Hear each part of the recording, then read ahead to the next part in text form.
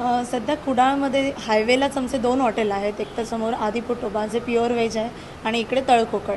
आणि हायवेला हॉटेल असल्यामुळे जास्त करून इथे पर्यटकांचे जे येणारे जाणारे पर्यटक आहेत ते कंटिन्युअसली थांबत असतात. आणि कसं असतं की प्रत्येकाची जेवणाची जी डिमांड आहे ती वेगळ्या वेगळ्या पदार्थांची असते. हॉटेल आपलं त्याच्यासाठीच असतं की आपण वेगळे वेगळे पदार्थ देतो हॉटेलमध्ये. आणि जेव्हा त्या ग्राहकांच्या आम्ही डिमांड्स पूर्ण नाही करू शकत तेव्हा त्यांचा एक प्रकारचा संताप आम्हाला सहन करावा लागतो. आणि हे जे आमच्याकडे कारागीर असतात किंवा कर्मचारी काम करतात त्यांना चुलीवरती स्वयंपाक इतक्या प्रमाणामध्ये बनवायची सवय नसते. त्यामुळे जे काम रोज आमचं 1 तासात होतं 2 तासामध्ये होतं तर त्याच कामाला आता 3-4 तास लागतात.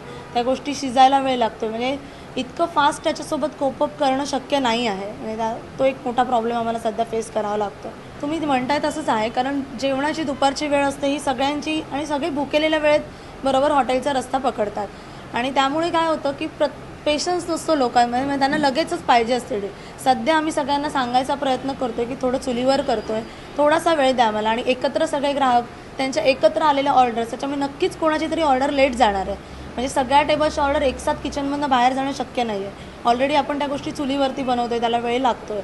त्यामुळे आमची प्रशासनाकडे आणि गव्हर्नमेंटकडे अशाच प्रकारची मागणी आहे की जे एकदम गॅसचा पुरवठा पूर्णपणे बंद असं न करता ते काही कमी प्रमाणामध्ये दिलं जातं आहे किंवा जो जागतिक प्रॉब्लेम आपण बघतोय त्याच्यावरती इतक्या लगेच जर तोडगा निघणार नसेल तर प्रशासनाने आम्हाला त्या प्रकारच्या इंडक्शन म्हणजे इलेक्ट्रिक शेगड्या तरी अवेलेबल करून द्याव्यात. कारण आता आम्ही जिथे जिथे चौकशी करतोय ते आउट ऑफ स्टॉक होत चाललं. म्हणजे कुठे अवेलेबल नाही आहेत त्या.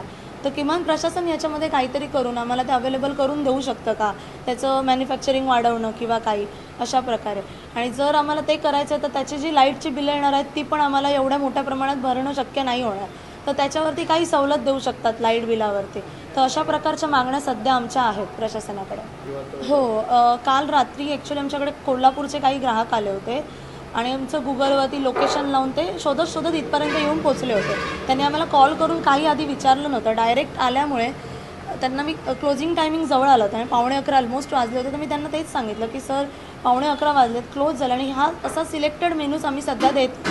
म्हणजे माशासाठी आम्ही फेमस असल्यामुळे आम्ही माशाचे सगळे पदार्थ सध्या देतो आहे. आणि काही ज्या बेसिक डाळ तडका वगैरे ज्या गोष्टी लागतात, इंडियनचे काही डिश, चायनीज हा पूर्णपणे प्रकार आम्ही बंद ठेवला आहे. ते तळणीचे पदार्थ शक्य नाही. तर त्याच्यावरून त्यांचा काहीसा संताप आम्हाला सहन करावा लागला. म्हणजे त्यांचं असं होतं की आम्हाला वडेच पाहिजेत, भाकरीच पाहिजे, एखादा चायनीजचा स्टार्टर पाहिजे. आम्ही खूप माझ्या स्टाफने आधी त्यांना सांगण्याचा प्रयत्न केला मॅनेजरने, पण त्यांच्याच्याने ते न ऐकल्यामुळे ते माझ्यापर्यंत आलं आणि मी त्यांना जाऊन समजावण्याचा प्रयत्न केला. जेवले ते शेवटी इथे, कारण त्यांना अजून कुठे जेवण देखील मिळत नव्हतं.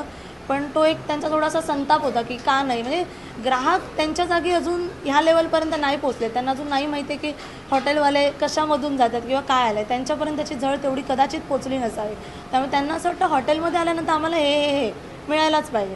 त्यांची अपेक्षा हॉटेलवाल्यांकडून जे त्याच्यात काही बदल नाही होते सध्यात बघायला गेलं तर. ग्राहकांना इतकंच की आम्ही देण्यासाठीच इथे तयार आहोत आणि एक्सक्यूज देऊन नाही चालणार आम्हाला माहिती आहे. पण थोडंसं जागतिक संकट असल्यामुळे त्यांनी आम्हाला समजून घ्यावं, थोडासा वेळ द्यावा, थोडासा पेशन्स दाखवावा. आणि जे आम्ही मेन्यू प्लॅन केला आहे त्याच्यातनं त्यांनी त्यांच्या आवडीनिवडीनुसार गोष्टी घेतल्या तर बरं पडू शकतं. हे ग्राहकांसाठी खास करून आव्हान आहे. पण अगदी त्यांनी असंही जरी केलं की आता आपण हॉटेलमध्ये जाऊयाच नको रे, तिथे जाऊन काही मिळणारच नाही, तरी पण आमच्याच पोटावरती संकट आहे. ते म्हणजे त्या दृष्टिकोनातून पण आम्हाला प्रॉब्लेम आहे बघायला गेलं. कारण आमचा फक्त काही 2-4 मालकांचा हा प्रश्न आहे असं नाही. आता प्रत्येक हॉटेलमध्ये नाही म्हणायला गेलं तर 25-25 माणसं तरी कामाला असतात. त्या सगळ्यांचा आणि त्यांच्या घरात त्यांच्यावर अवलंबून असलेल्या माणसांचा प्रश्न आहे. त्यामुळे काहीतरी याच्यावर तोडगा लवकरात लवकर निघणं खूप आवश्यक आहे. आणि एक हा मुद्दा खूप खास आहे की सिंधुदुर्ग जिल्हा पर्यटनावर पूर्णपणे अवलंबून आहे.